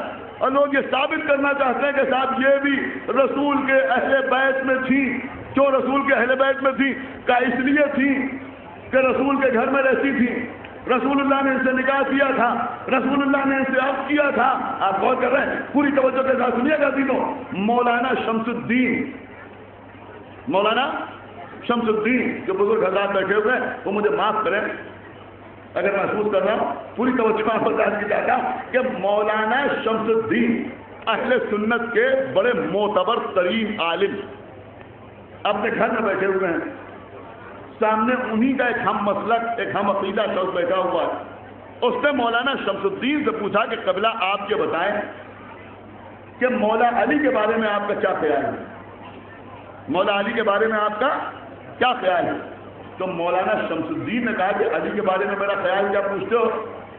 علی وہ جو خانہ کعبہ میں پیدا ہوئے، علی وہ جن کے لیے خانہ کعبہ کی دیوار میں در بنا، علی وہ جنہوں نے آغوش رسالت میں آنکھیں کھولی، اور کہہ رہے ہیں علی وہ جنہوں نے گہوارے میں جہے کو دو حصوں میں تقسیم کیا، علی وہ جنہوں نے دعوت الشیرہ میں نبی کی مدد کا وعدہ کیا، علی وہ جنہوں نے بدر کے میدان میں 2/3 مشرکین کو قتل کیا، علی وہ کہ جنہوں نے جنگ احد میں جب سب چمبی کو چھوڑ کے بھاگ گئے تو نبی کی مدد کی، علی وہ جنہوں نے خیبر کے میدان میں پتھر پہ علم گاڑا، جنہوں نے خیبر کا دروازہ اکھاڑا، جنہوں نے مرد کو پچھاڑا، علی وہ جنہوں نے صلح نامہ حدیبیہ تحریر کیا۔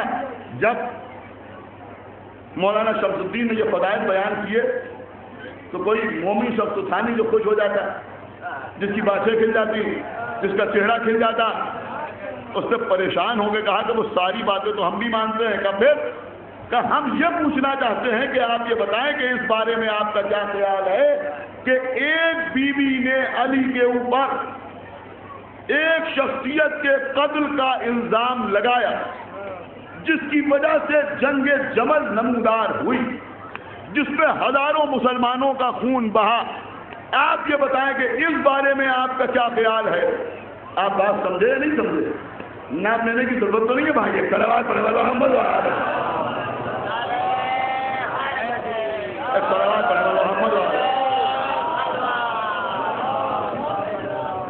سمجھ رہے ہیں کہ ایک بیوی نے مولا علی کے اوپر ایک شخص کے قتل کا الزام لگایا جس کی وجہ سے جنگ جمل رونما ہوئی، آپ یہ فرمائیں کہ اس بارے میں آپ کا کیا خیال ہے؟ اس بارے میں آپ کا کیا خیال ہے؟ تو مولانا شمس الدین جو لیٹے ہوئے تھے ایک مرتبہ اٹھ کے بیٹھے، تکیہ اپنی پیٹھ کے پیچھے لگایا اور اس شخص کی آنکھوں میں آنکھیں ڈال کے کہنے لگے کہ یہ بتا کہ جب کوئی کسی پر الزام لگاتا ہے تو وہ الزام دو حالتوں سے خالی نہیں ہوتا، یا وہ الزام سچا ہوتا ہے اور یا وہ الزام جھوٹا ہوتا ہے۔ تو پوچھنا کیا چاہتا ہے؟ کس رخ سے تو سوال کرنا چاہتا ہے؟ وہ الزام سچا تھا تو میں اپنا خیال بتاؤں، یا وہ الزام جھوٹا تھا تو میں اپنا خیال بتاؤں؟ تو سامنے والے نے کہا دونوں کیفیتیں بیان کر دیجئے۔ کیا سن رہے ہیں بھائی آپ؟ اب انشاءاللہ کوئی خاموش نہیں رہے گا۔ دیکھیے صلوات پڑھے والے محمد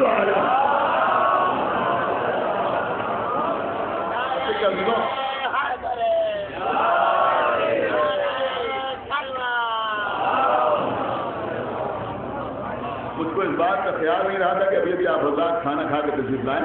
صلوات پڑھے والے محمد میں نے کچھ اور موضوع چھوڑ دیا تھا، میرے بزرگ مجھے معاف کریں، پوری توجہ آپ بتا کے کہتا ہوں تو میں عرض کر رہا تھا کہ مولانا شمس الدین نے کہا کہ یہ بتا کہ تو کس حیثیت سے سننا چاہتا ہے؟ جب کوئی کسی پر الزام لگاتا ہے کہ جس سے حضرات بیٹھے ہوئے پوری توجہ کے ساتھ سنیں اور جو کھڑے ہوئے وہ بھی سنیں کہ کس حیثیت سے سننا چاہتا ہے؟ اگر وہ الزام سچا تھا تو میرا خیال کیا ہے، یا وہ الزام جھوٹا تھا تو میرا خیال کیا ہے؟ تو اس نے کہا دونوں حالتیں بیان کر دیجئے۔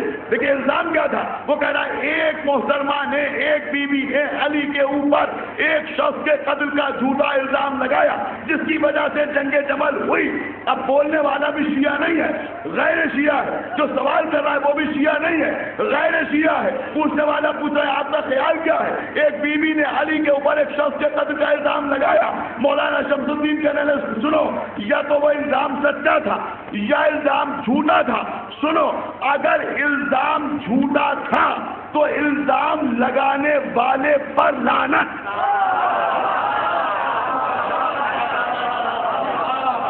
تو صلوات پڑھے محمد والے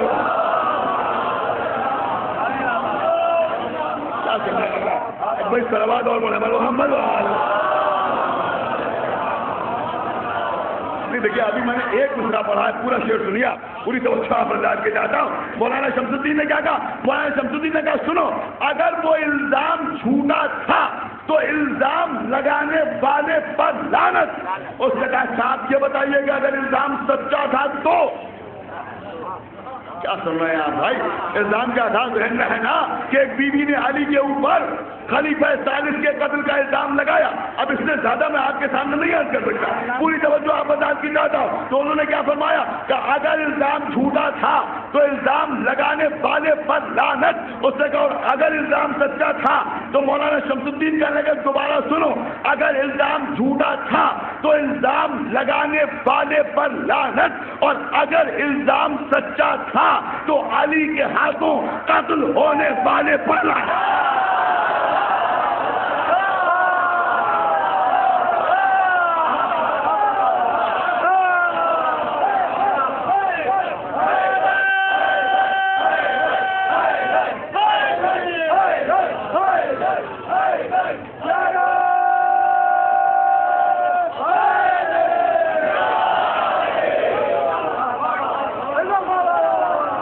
बाबा वलम सलवात मोहम्मद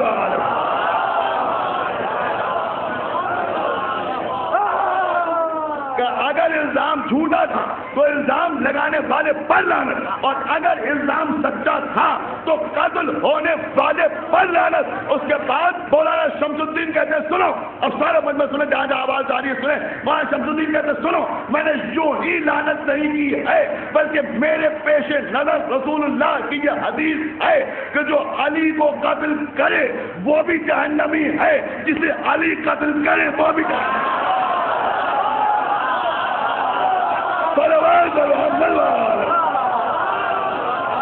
जो अली को कत्ल करे वो भी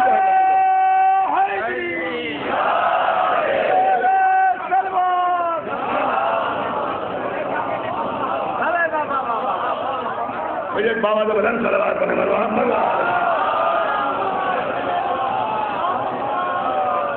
देखिए आजकल कुछ अजीब गरीब किस्म के जरासीम उड़ रहे हैं, बहुत ज़्यादा अजीब गरीब किस्म के जरासीम उड़ रहे हैं।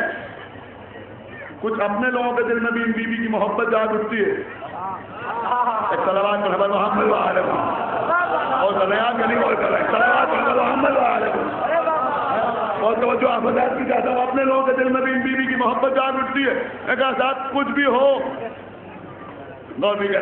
कुछ भी हो, रसूलुल्लाह की रोजा थी, रसूलुल्लाह ने निकाह किया था, अल्लाह ने कुरान में उनको उम्मुल मोमिनीन कहा है।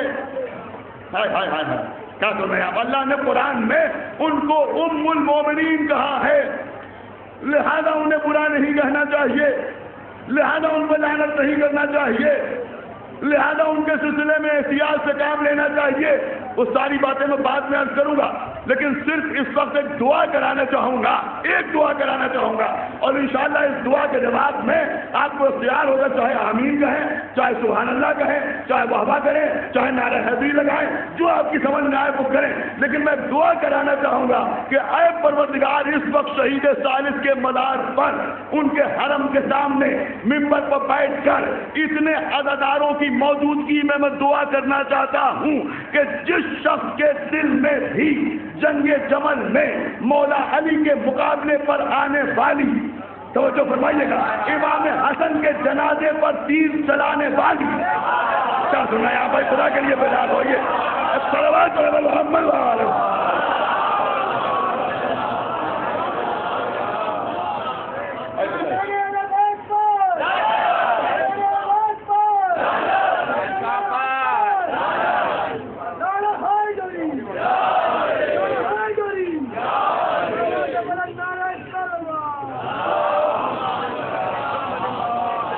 हमारे भाई मौलाना अब्बास शाह साहब तो शिव जाए, इसके बाद ये खिताब फरमाएंगे और इनकी बेहतरीन मजलिस के बाद मेहदी का जुलूस भी बरामद होगा, अल्लाह तो शिद्दत फरमाएंगे। बहरहाल मैं दुआ करूँ, सलवात मोहम्मद।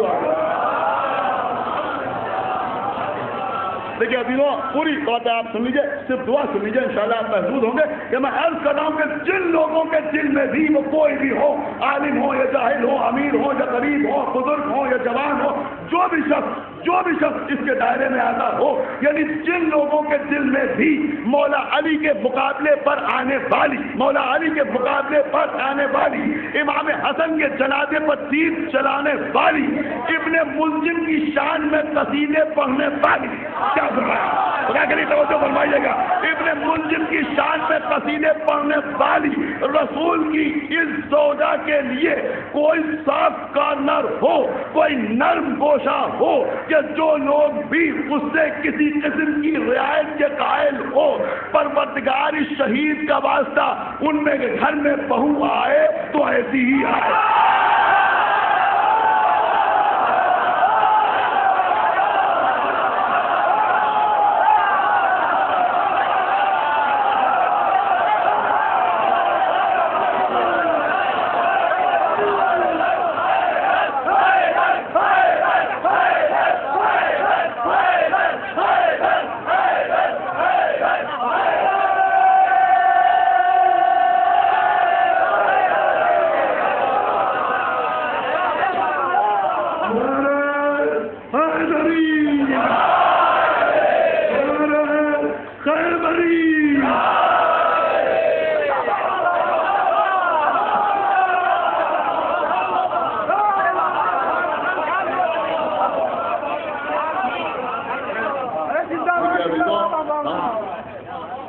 مسودے کے ذاکر نہیں ہے، جیسے شروع کیا تھا ویسے بھی پڑھ رہے تھے، جیسے آپ پڑھ رہے ہیں ایسے ہی پڑھ سکتے ہیں.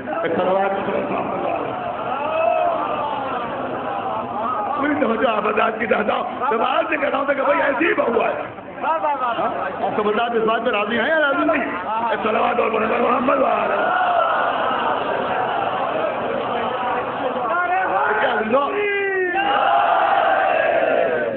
بہرحال عزیزوں میں اپنے رنگ میں پڑھتا ہوں.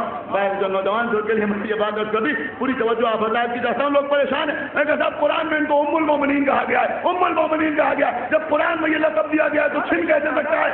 اب یہ مجمع نہیں بولے گا تو کون بولے گا کہ جب یہ لقب قرآن میں دیا گیا ہے تو چھین کون سکتا ہے؟ اما جس قرآن میں ان کو ام المومنین کہا گیا ہے اسی قرآن میں محمد کو رسول کہا گیا یا نہیں کہا گیا؟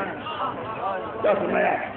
اسی قرآن میں محمد کو رسول کہا گیا یا نہیں کہا گیا؟ کا پیشک کہا گیا. لیکن اسی قرآن میں سورہ مائدہ میں اللہ نے اپنے حبیب سے کیا کہا؟ یا ایھا الرسول بلغ ما انزل الیک من ربک وان لم تفعل فما بلغت رسالتہ. اے ہمارے حبیب پہنچا دیجیے وہ پیغام جو آپ پر آپ کے رب کی جانب سے نازل کیا جا چکا. اگر آپ نے یہ نہ پہنچایا تو گویا کار رسالت انجام نہیں دیا. کیا سنایا؟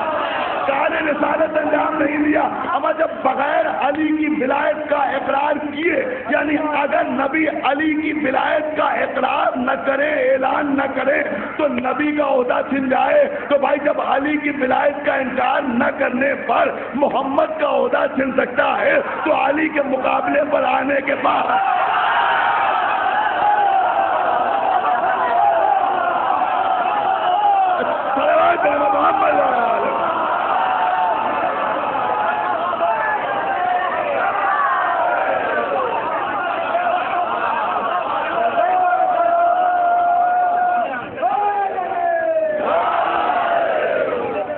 صلوات اور محمد.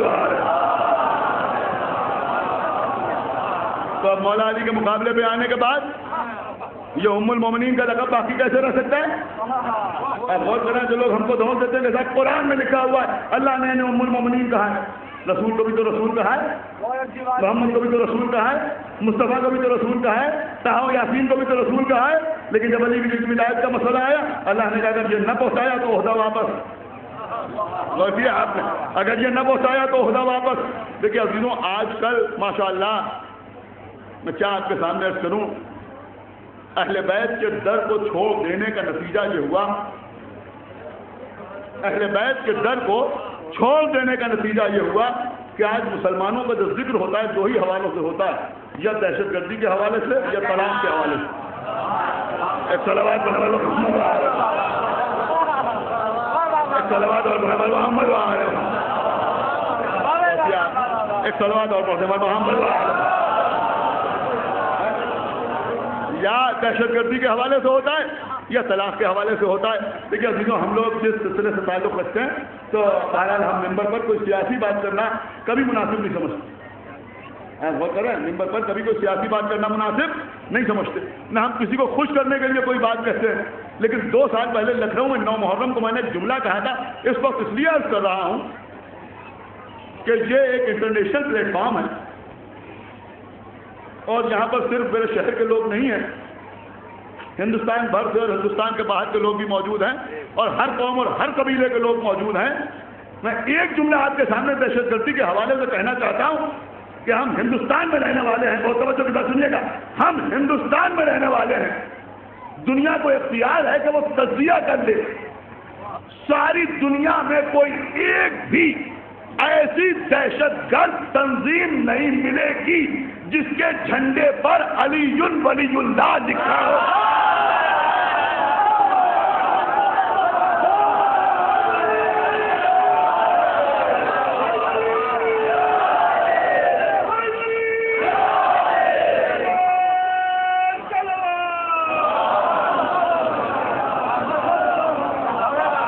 صلوات اور محمد.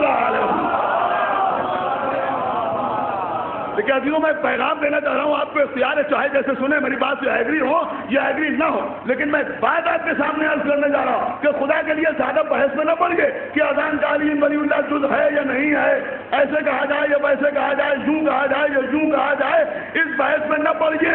اس زمانے میں اذانوں میں اشہد ان علی ولی اللہ کہنا یہ بھی ضروری ہے کہ دنیا سمجھ لے کہ اس مسجد سے علی ولی اللہ کی آواز آ رہی ہے، یہاں سجدے کیے جاتے ہیں، بم نہیں بنائے جاتے۔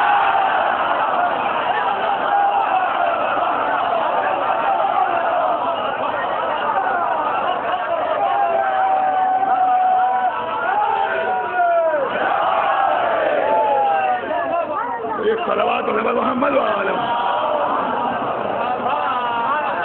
یہاں سجدے کیے جاتے ہیں، یہاں ہتھیار چھپا کے نہیں رکھے جاتے۔ آپ غور فرمانے، یہاں ہتھیار چھپا کے نہیں رکھے جاتے۔ یہ علی ولی اللہ والی مسجد ہے۔ اور ایک جملہ اور میں آپ کے سامنے عرض کر رہا ہوں کہ ہندوستان کی حکومت تک بھی یہ پیغام ہر شیعہ کو پہنچا دینا ضروری ہے کہ تم تجزیہ کر کے دیکھ لو کہ کوئی ہندوستان کا غدار ادادار نہ ملے گا، کوئی ادادار ہندوستان کا غدار نہ ملے گا۔ صلوات محمد وعلم۔ تو میں عرض کر رہا تھا، آپ غور فرمانا، میں عرض کر رہا تھا کہ غلطیاں چل رہا ہوں کہ مسلمان پہچانے جا رہے ہیں طلاق کے ذریعے۔ اب ایک طلاق کا مسئلہ میں بھی بیان کر رہا ہوں۔ دیکھیں یہاں علماء بیٹھے ہوئے ہیں۔ دیکھیں ہمارا مذہب یہ کہتا ہے کہ اگر کوئی ہندو ہے اور اس سے پھیرے لے کے شادی کی ہے تو اس کی شادی کو اسلام ویلڈ سمجھتا ہے، یعنی صحیح سمجھتا ہے، غلط نہیں ہے۔ لڑکا بھی ہندو، لڑکی بھی ہندو، انہوں نے پھیرے لے کے شادی کی، ہم اس کی اولاد کو حلالی سمجھتے ہیں، جائز سمجھتے ہیں، ناجائز بھی سمجھتے ہیں۔ میں غلط نہیں عرض کر رہا ہوں، آپ غور نہیں کر رہا میں کیا عرض کر رہا۔ تو جس مسلک پر ہے اسی مسلک کے اعتبار سے اس کا نکاح بھی جائز ہوتا ہے، اس کی طلاق بھی جائز ہوتی ہے۔ یہ میں نے بات بڑی احتیاط سے کہی، اگر آپ کی سمجھ میں آ گئی تو سبحان اللہ، نہیں سمجھ میں آئی تب بھی سبحان اللہ۔ سمجھ رہے ہیں؟ تو جس مذہب کا اور جس مسلک کا جو مسئلہ ہو اس کے اعتبار سے ان کی طلاق بھی صحیح اور ان کا نکاح بھی صحیح۔ عزیزو، صحیح بخاری میں ایک باب ہے جس باب کا نام ہے شرط کے ساتھ طلاق۔ لیکن سنیے جی، شرط کے ساتھ طلاق، صحیح بخاری میں باب ہے پورا، اس باب کا نام ہے شرط کے ساتھ طلاق۔ شرط کے ساتھ طلاق۔ اب وہ شرط کے ساتھ طلاق کیا ہے مجھ سے سن لیجیے۔ شرط کے ساتھ طلاق کیا ہے؟ کہ رسول اللہ نے یہ ارشاد فرمایا کہ اگر کوئی شخص اپنی زوجہ سے یہ کہے کہ اگر تم نے یہ کام کیا تو میں نے تمہیں طلاق دی، کیا سنیں؟ اگر تم نے یہ کام کیا تو میں نے تمہیں طلاق دی، تو وہ عورت جب بھی شوہر کے سامنے یا اس کی غیبت میں آج یا کل، یہاں یا وہاں، کیا سنیں بھائی، خدا کری توجہ فرمائیے گا، جب بھی وہ کام کرے گی تو اسے اپنے آپ طلاق ہو جائے گی۔ شوہر کے طلاق کہنے کی ضرورت نہیں، کیا سنایا، اسے اپنے آپ طلاق ہو جائے گی۔ کیا سن رہا ہوں؟ لیکن رسول اللہ نے، دیکھیں میں نے پہلے ہی عرض کیا کہ ہمارے کسی مرجع کا مسئلہ نہیں ہے، ہماری کسی حدیث کی کتاب کے لکھی ہوئی حدیث نہیں ہے، صحیح بخاری کی حدیث ہے۔ اب ظاہر سی بات ہے کہ جن کا مسئلہ ہے ان کے مسلک میں غور فرما رہے ہیں، اگر اس طرح طلاق ہو تو ہم اسے صحیح سمجھتے ہیں۔ آپ نے غور نہیں کیا میں کیا عرض کر رہا، صلوات محمد ان کا مسئلہ ہے، آپ کسی عالم سے جا کے پوچھیں صحیح ہے یا نہیں صحیح ہے، کا بے شک صحیح ہے۔ اب دنیا بھی آگے رسول اللہ نے مثال بھی دی، یہ نہیں فرمایا کہ اگر زوجہ نے شوہر سے کہا کہ اگر آج دال میں نمک تیز ہو گیا تو میں نے تمہیں طلاق دی، تو ذرا سا دال میں نمک تیز ہوا اور طلاق ہوئی۔ شوہر نے زوجہ سے کہا کہ اگر تم نے فلاں سے ملاقات کی تو میں نے طلاق دی، وہ عورت اس شخص سے ملاقات کر رہی ہے تو اسے طلاق ہوئی جا رہی ہے، بلکہ رسول اللہ نے کیا ارشاد فرمایا؟ لیکن صحیح بخاری کی مکمل حدیث آپ کے سامنے پڑھ رہا ہوں کہ پیغمبر نے فرمایا کہ اگر کوئی شخص اپنی زوجہ سے یہ کہے کہ اگر تم نے یہ کام کیا، اب انشاءاللہ کوئی سمجھدار جس کے دل میں ذرائع امیر المومنین ہے خاموش نہیں رہے گا، پوری توجہ کے ساتھ سنیے، کوئی خاموش نہیں رہے گا کہ اگر رسول کہے تم نے یہ کام کیا تو تمہیں طلاق دی، تو جب بھی وہ عورت وہ کام کرے گی اسے طلاق ہو جائے گی۔ پھر پیغمبر فرماتے ہیں مثلا اگر کوئی شخص اپنی زوجہ سے کہے کہ اگر تم نے گھر کے باہر قدم نکالا،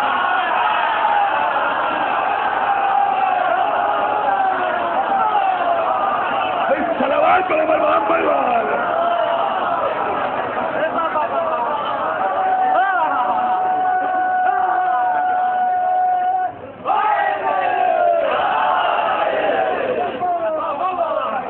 ایک صلوات اور بولے محمد والے.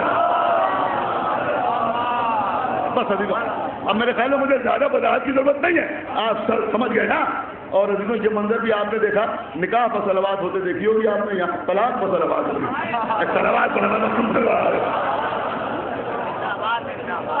ایک صلوات اور بولے محمد والے. طلاق پر صلوات اور کیا آپ نے. لیکن عزیزوں یہ تو ان کا مسئلہ ہے, اب ہمارا مسئلہ بھی سن لیجئے, اب ہمارا مسئلہ بھی سن لیجئے, ہم بات کو تمام کر دیں. لیکن میں آپ کے مزاج کے مطابق اس وقت پڑھ رہا ہوں, اور الحمدللہ جو آپ کا مزاج وہی ہمارا بھی مزاج ہے. اور توجہ آپ بتا کے جاتا ہوں, جو آپ کا مزاج ہے وہی ہمارا بھی مزاج ہے. اب سنیے عزیزوں, ان کا تو یہ مسئلہ ہو گیا, اب ہمارا مسئلہ کیا ہے. ہمارا مسئلہ کیا ہے, کا ایک روایت ہے جو آپ نے اکثر علماء سے سنی ہوگی, حوالے کی ضرورت ہی نہیں ہے, کہ میرے مولا نے یہ ارشاد فرمایا کہ اگر میں کہہ دوں تو یہ دیوار سونے کی ہو جائے. کیا فرمایا, نہیں غور کیا, اگر میں کہہ دوں, کہا نہیں. کیا سن رہے ہیں آپ, غور نہیں کر رہے آپ, میں کیا کر رہا ہوں, خدا کے لیے بیدار ہوئیے. کہ اگر میں کہہ دوں تو یہ دیوار سونے کی ہو جائے. پھر عرض کر دوں تاکہ بچے کی سمجھ میں آ جائے, کہ اگر میں کہہ دوں تو یہ دیوار سونے کی ہو جائے. تو جیسے ہی مولا علی نے یہ کہا کہ اگر میں کہہ دوں تو یہ دیوار سونے کی ہو جائے, کہا نہیں تھا. نہیں غور کیا آپ نے, میں کیا عرض کر گیا, کہا نہیں تھا, لیکن دیوار سونے کی ہو گئی. تو سمجھے بھی آج یا نہیں سمجھے. اس کا مطلب یہ ہوا کہ علی اسے کہتے ہیں کہ جو صرف کہے نہیں بلکہ اگر اپنے اختیار کا اظہار کر دے. سن رہے یا نہیں سن رہے, اگر اپنے اختیار کا اظہار کر دے تو وہ کام ہو جاتا ہے. تو اگر علی کہے کہ میں چاہوں تو یہ دیوار سونے کی ہو جائے تو دیوار سونے کی ہو جائے. تو اگر جنگ جبل میں یہ کہیں کہ میں چاہوں تو طلاق دے دوں.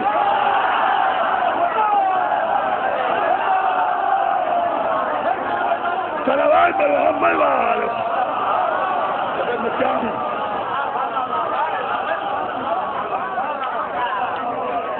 ایک بابا بدل صلوات پر محمد والے, اگر میں چاہوں.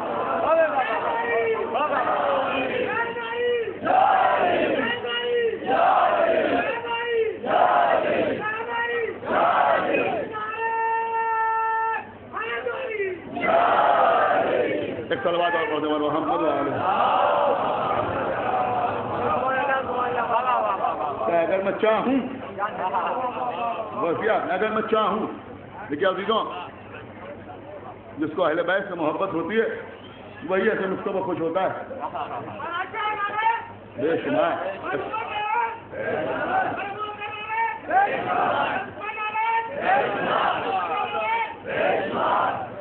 صلوات اور محمد والے.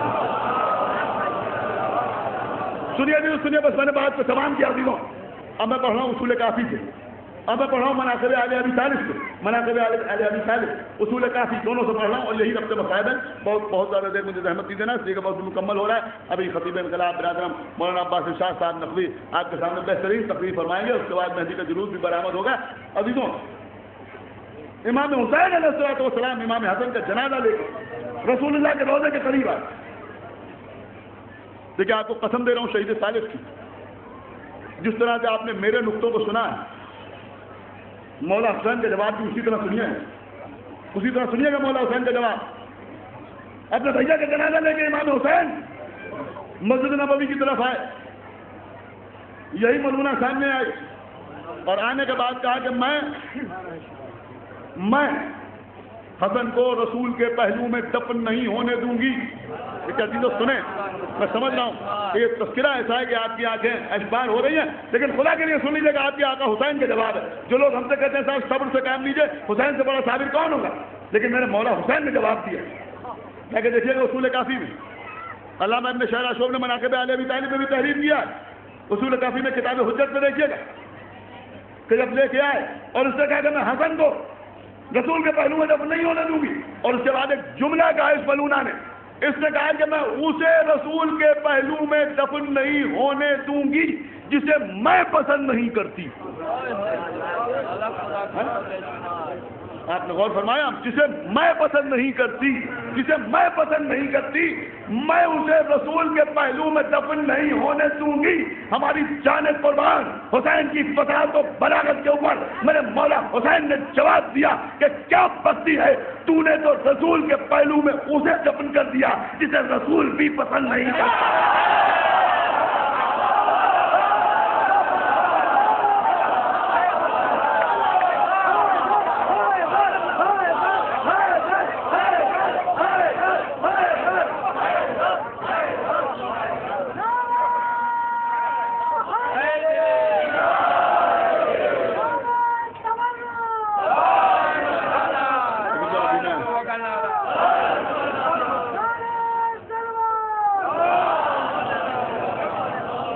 ابھی میں بہت کچھ آپ کے سامنے عرض کر سکتا تھا. اس کے بعد امام حسین علیہ السلام نے فرمایا, حضرت یوں نہیں پڑھ رہا ہوں, علامہ ابن شارع شوب نے لکھا ہے کہ آقا حسین نے فرمایا اچھا ہم قبر رسول کا طواف کرا دیں جنازے, تو اس وقت اس کی سربراہی میں لوگ تیر و کمان لے کے آئے, آپ سب اکبر کے جنازے پر تیر چلائے گئے. عزیزوں, کائنات کا یہ پہلا اور آخری جنازہ جو گھر سے باہر جانے کے بعد پھر گھر میں واپس آئے.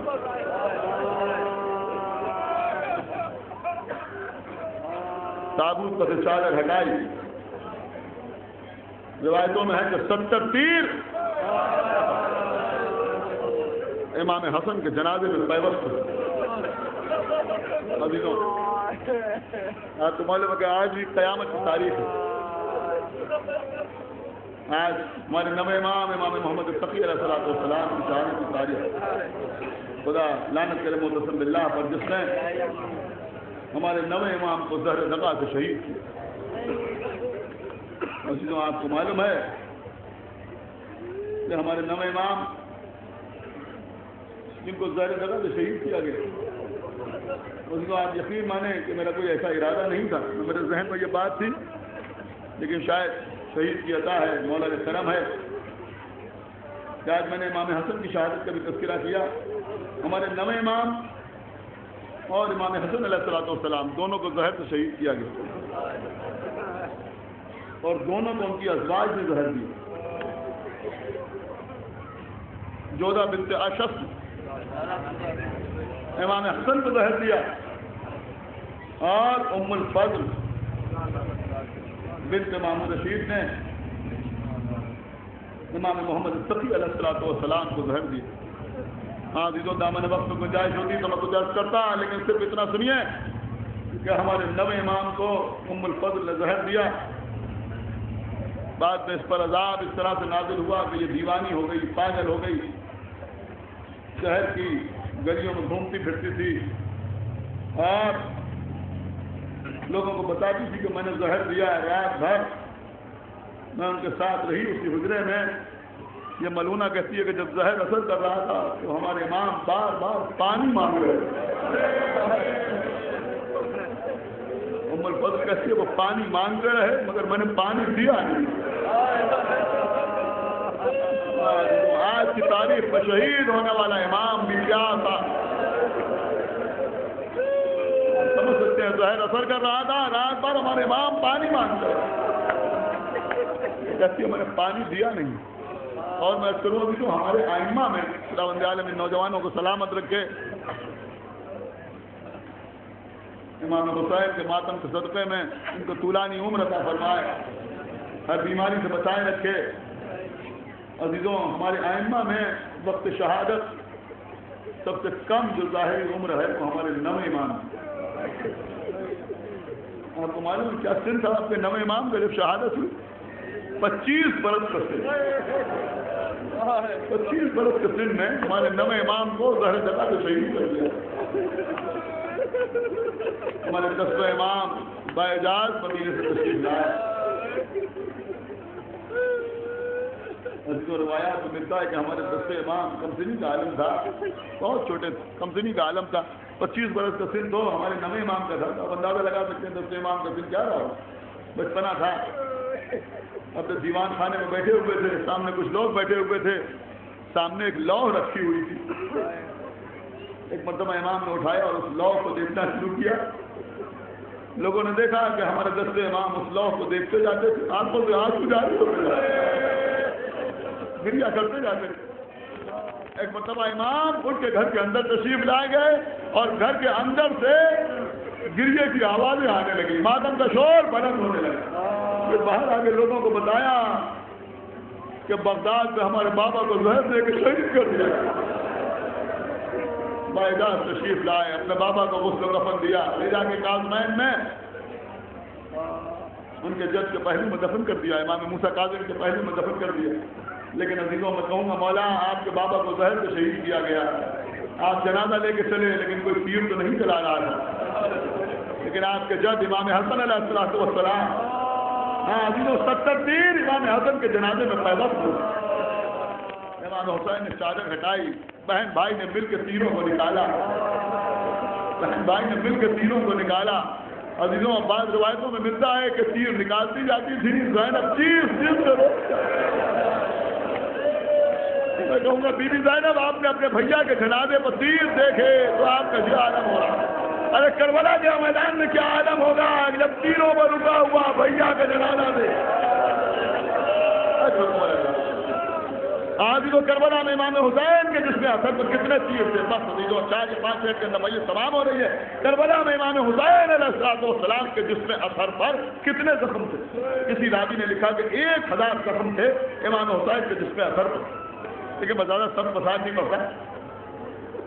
کسی نے لکھا کہ امام حسین کے جسم پر 1200 زخم تھے, کسی نے لکھا 1400 زخم تھے. میر انیس نے نظم کیا کہ 1900 زخم تنے چاند پر, زینب نکل حسین کا رفتہ ہے خیر. بظاہر سب سے زیادہ جو زخموں کی تعداد بتائی وہ میر انیس نے بتائی, لیکن میرے خیال میں آپ کے رونے کے لیے یہ جملہ کافی ہوگا کہ میر انیس نے جو 1900 زخم بتائے ہیں وہ امام حسین کے زمین پر گرنے کے بعد پھولی کے نیزہ مارنے سے قبل, میں یہاں پہ کیا عرض کر رہا ہوں, شبر کے خنجر چلانے سے پہلے میر انیس کہہ رہے ہیں 1900 زخم تنے چاند پر. لیکن عزیزوں کوئی شخص ایسا نہیں ہوگا جس کی آنکھ میں آنسو نہ آئے. میں عرض کروں گا عزیزوں کہ مدینے میں آپ کے چوتھے امام زندگی کیسے گزری, کھانا سامنے آیا تو روئے, پانی سامنے آیا تو روئے,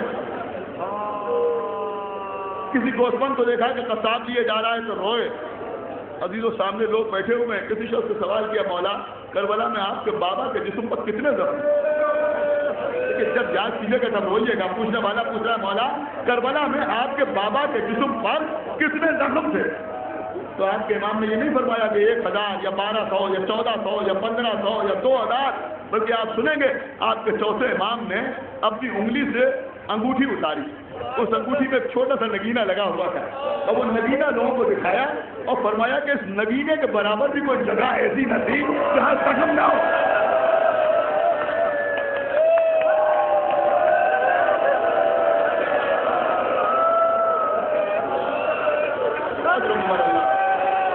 خدا کو کسی میں من اللہ ہے سوائے کا میں سرکار سید الشہداء.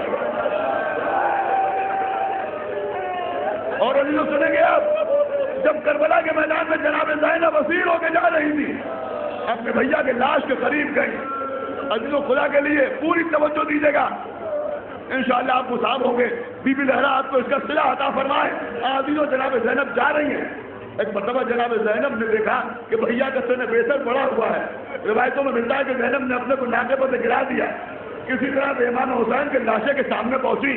عزیزوں ابھی جلوس نکلیں گے نا, علم نکلتا ہے آپ بوسہ دیتے ہیں, تابوت نکلتا ہے آپ بوسہ دیتے ہیں. ابھی مجلس کے بعد عباس اللہ صاحب کی تقریر کے بعد مجلس کے بعد مہندی کا جلوس نکلے گا. آپ حضرات اس میں شرکت فرمائیں گے. آپ مہندی کو چومتے ہیں, آپ مہندی کو چومتے ہیں, آپ تابوت کو چومتے ہیں, آپ گہوارے کو چومتے ہیں. اب جب بھی تبرکات اعضاء میں کسی چیز کا بوسہ دیجیے گا, اگر میری بات یاد رہے گی تو آنکھوں میں آنسو نہ رکیں گے. جناب زینب نے بھیا کا پارا پارا لاشا دیکھا اور اس کے بعد فرمایا میرے بھیا زخموں نے تو کوئی جگہ ایسی بھی نہ چھوڑی جہاں یہ بہن بوسہ لے لگے.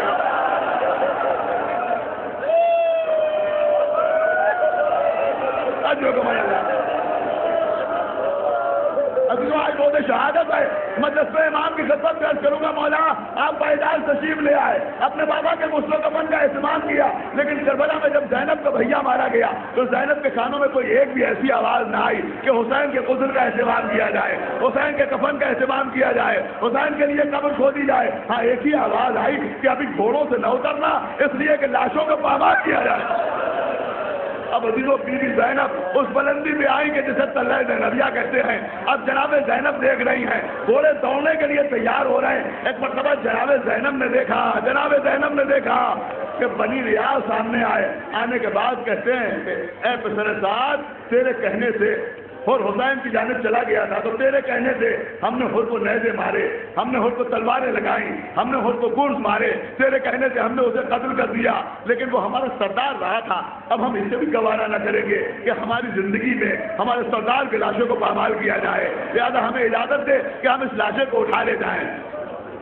हमारे साथ जगह उठा ले जाओ लाशे को। वो लोग लाशे को लेके चले तो ये कहते हुए चले कि जिसके कबीले वाले मौजूद होते हैं, जिसके वारिस मौजूद होते हैं, क्या सुनाया आपने, क्या हाल चलाओ, जिसके कबीले वाले मौजूद होते हैं, जिसके वारिस मौजूद होते हैं, उसकी लाश पर घोड़े नहीं दौड़ाए जाते।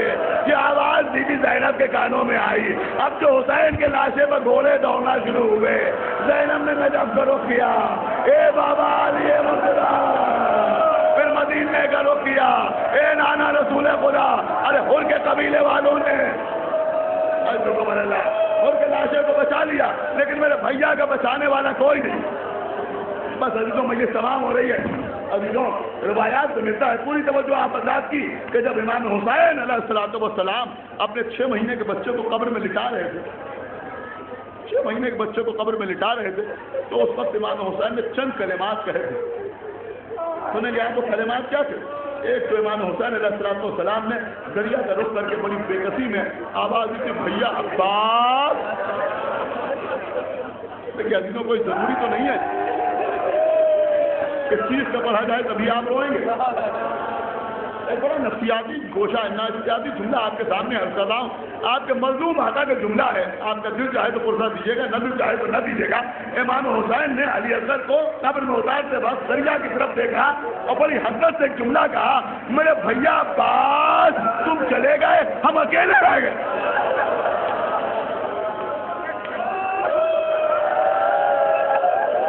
और दूसरा जुमला क्या कहा, खुदा आपके बच्चों को जिंदा और सलामत रखे, अजीजों सलामत रखे आपके बच्चों को।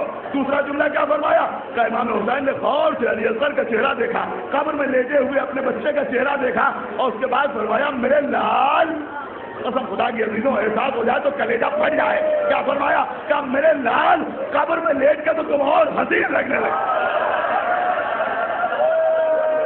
और तीसरा जुमला क्या फरमाया, मेरे लाल, मैं तुम्हें दफन इसलिए कर रहा हूँ कि मेरा अली अकबर घोड़ों की टापों को बर्दाश्त कर लेगा, मेरा कासिम घोड़ों को सुबह को बर्दाश्त कर लेगा, मेरा अब्बास घोड़ों की टापों को बर्दाश्त कर लेगा, लेकिन तू ना बर्दाश्त कर सकेगा। अरे ये मेरा 6 महीने का बच्चा, लेकिन हुसैन की तमन्ना पूरी ना हुई। बादे करते हुसैन, शिवन ने अली असगर के लाशे को निकाला, ले जाके हुसैन के पहलू में डाल दिया। मुबल्लिग आज़म पढ़ते थे कि ज़ैनब खड़ी देख रही थी। अरे बहन ने क्या देखा कि भैया के लाशे की तरफ घोड़े पड़े, 6 महीने के बच्चे का लाशा हुसैन के पहलू में था। अब तो दौड़ते हुए घोड़े और आज वाले बैठे हुए आए, अब तो दौड़ते हुए घोड़े हुसैन के लाशे के करीब आए। एक मतलब हुसैन के लाशे में हरकत हुई, अली असगर को सीने के नीचे से इधर के घोड़े उधर के घोड़े उधर, ज़ैनब फरियाद कर रही है, ए नाना, ए बाबा, मेरा भैया।